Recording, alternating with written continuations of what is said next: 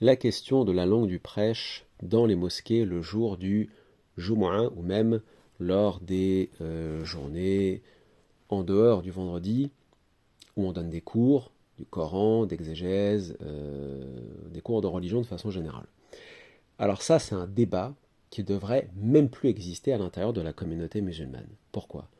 Parce que il y a déjà 1500 ans, il y a 15 siècles, des ulama, principalement Abu Hanifa et en partie les Hanbalites, notamment l'imam Ahmed et d'autres, ont ont même expliqué que c'était normal, sur la base d'un verset du Coran dans Surat Ibrahim, où Allah Ta'ala dit « Et nous avons envoyé des messagers uniquement dans la langue des peuples », n'est-ce pas?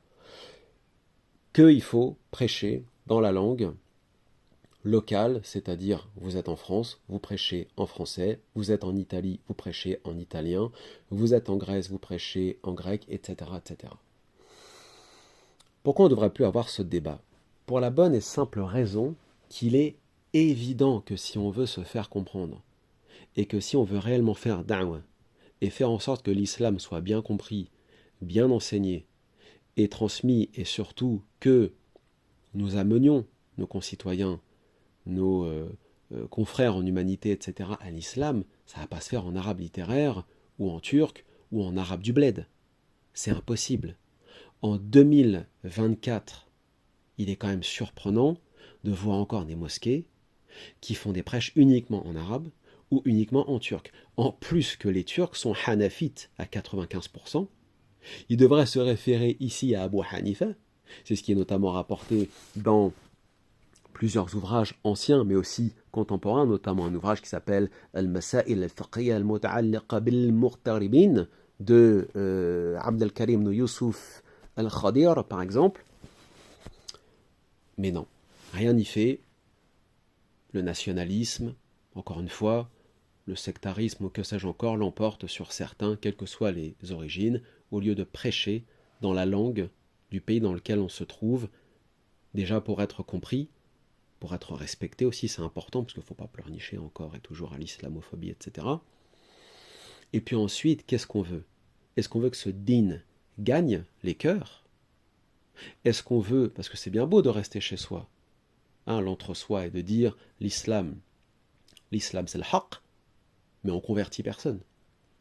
On veut que nos enfants connaissent l'islam et le mettre en pratique comme il se doit, et qu'ils ne se fassent pas embarquer par des sectes radicales, violentes ou délirantes, que ce soit les khawarij modernes, les daeshiens, les ahbash ou qui on veut.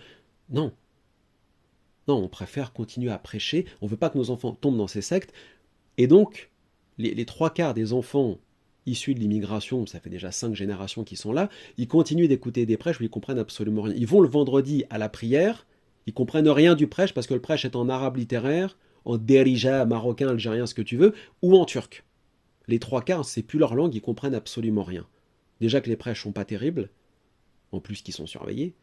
Quand je dis surveillés, c'est dans le sens où même voilà, la moindre virgule de travers, on l'a encore vu, vaut une interdiction, voire une expulsion, et que sais-je encore. Dans une démocratie droit de l'homiste, ça fait quand même un peu désordre, et un peu bizarre surtout. Mais déjà que les prêches sont pas terribles, mais si en plus les prêches sont dans une langue où on n'y comprend absolument rien, comment on va faire en sorte que nos enfants se préservent dans ce din? Alors il faut apprendre la langue arabe pour comprendre le Coran, ok, très bien, c'est la langue liturgique de l'islam. Mais pour bien comprendre ce din, comment on va faire? Pour bien le transmettre à nos voisins, etc. Comment on veut que l'islam ait une bonne réputation si déjà on parle dans une langue que nos concitoyens ne comprennent pas? Quand vous êtes face à des gens qui ne sont pas musulmans et vous parlez en arabe ou en turc ou en ourdou, ce que vous voulez, vous les avez exclus. Ils se sentent exclus. Et ils se disent, en fin de compte, les musulmans sont sectaires, ils ne sont pas dans une démarche universelle, alors que c'est la base du din. وَمَا أَرْسَلْنَكَ إِلَّا رَحْمَةً لِلْعَالَمِينَ. Nous t'avons envoyé que comme miséricorde pour les mondes, dit Dieu au sujet de son prophète, sallallahu alayhi wa sallam, sans parler des autres versets qui vont dans le même sens. Et là, le verset que j'ai cité, nous avons envoyé des messagers que dans la langue bilisanin, dans la langue des qawm, des peuples. Donc, Dieu a envoyé des prophètes d'origine israélite comme Moïse, etc., aux Israélites, il leur a parlé en quoi? En arabe? Non. Il a envoyé des prophètes non arabes et non israélites qui sont venus parler dans la langue de leur peuple, et il a envoyé notamment Mohammed, Saleh et d'autres parler, alayhim salam, dans la langue de leur peuple, l'arabe notamment. Donc, je ne vais pas en faire des tonnes, mais il serait peut-être temps que certains comprennent que si on veut que ce din soit bien compris, bien expliqué, et si on veut qu'il n'y ait pas d'amalgame, et surtout si on veut qu'on amène l'islam dans les cœurs et qu'on soit bien compris de ceux qui nous détestent aussi, ça va se faire dans la langue du pays. Que ce soit en français, quand nous sommes en France, pour ceux qui vivent en France qui sont français, pour ceux qui sont italiens, ceux qui sont grecs, allemands, et que sais-je encore. En Allemagne, il y a une grosse communauté turque. Les 3/4 des prêches sont en turc. C'est pas normal. En Angleterre, il y a une grosse communauté pakistanaise. Les 3/4 des prêches sont en ourdou. C'est pas normal. Et en Amérique, il y a sûrement la même chose, et ainsi de suite. Donc, moi je dis à ceux qui nous disent « il faut connaître la langue, sinon venez pas à la mosquée ». Les frères, laissez ces imbéciles dans leur coin, avec leur mosquée blédard, complètement cramée, périmée, qui ne servent à rien en plus, parce qu'on sait très bien la gestion de ces mosquées, à quoi elles ressemblent, ces gestions bakchiches, mais enfin bref. Ouvrez les frères à la française, quelles que soient vos origines, que vous soyez d'origine maghrébine, africaine, etc.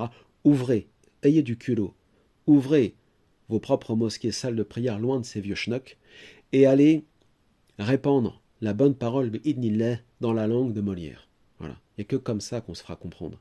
Sinon, vous laissez des blédards qui viennent d'arriver expliquer, voilà, les hadiths qui dit qu'on va tuer, et puis après, voilà, faut pas s'étonner aussi de la super publicité qu'on nous fait. Ah oui, toujours pareil.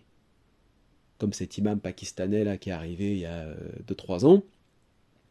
Ça faisait un mois qu'il était là, lui, il était déjà en train d'appeler au meurtre des apostats, lui. Et il est devant avec son avocat, je savais pas que c'était interdit en France. Non, bah non, il savait pas que c'était interdit en France. Même au Pakistan, ça se fait pas tout à fait. Donc, vous voyez, faut pas chouiner après. Nous sommes, encore une fois, très souvent, les artisans de notre propre défaite. À méditer.